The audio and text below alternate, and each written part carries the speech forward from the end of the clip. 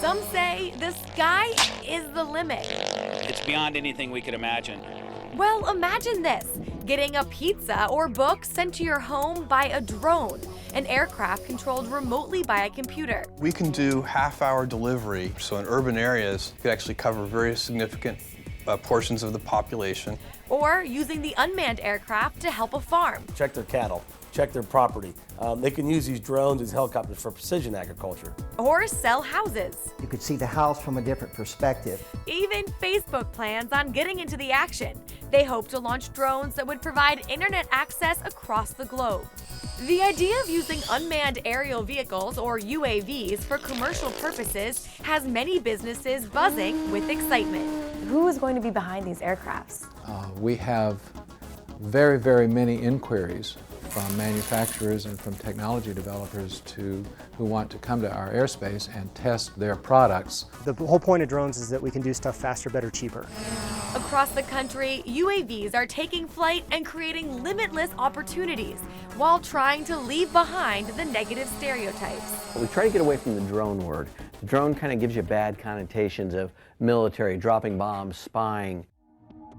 For years, unmanned aircrafts, often called drones, have been used by the U.S. government to conduct special military operations all over the world. Over 2,000 terrorists, including many high-ranking officials belonging to the extremist group Al-Qaeda, have been killed by American drone strikes since 1998. But innocent civilians have also been killed, which has angered many people around the world and sparked protests by some to try to bring an end to the American drone program.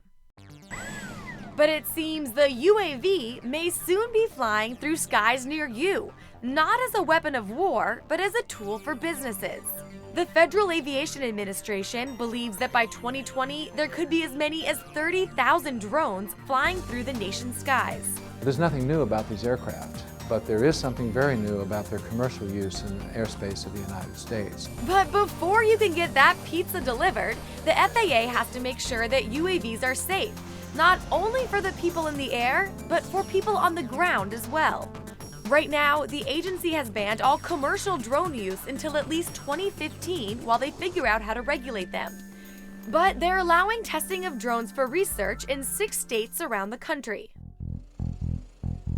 It can stay in the air for like 10, 12 hours. Deep in one of the most remote parts of South Texas, right off the Gulf of Mexico, a team of researchers is working to find a way to integrate drones into U.S. airspace. So why did the FAA choose Texas as a place for drone research? Well, for one thing, there's space. Lots and lots of space. Over 6,100 square miles of airspace, which is perfect for testing larger drones, like this 85-pound RS-16, which they hope will one day help detect oil spills, wildfire hotspots, monitor hurricanes, or simply count cattle on huge Texas ranches like this one. It's amazing the technology that goes into it. Martine Haas is a student at Texas A&M Corpus Christi who is helping conduct the research. You have the autopilot that's controlling the plane. You have the feed from the tail camera that shows up in the command station that's also projected to another command station. But many businesses feel the FAA is not moving fast enough and have already begun flying their own drones without approval. Without proper safety precautions in place, people are placed at a much higher risk of injury. Oh! I just hit a dude in the face! Until they can come up with guidelines on how to safely regulate them, the fate of commercial drones will remain, well, up in the air. Maggie Rulli, Channel 1 News.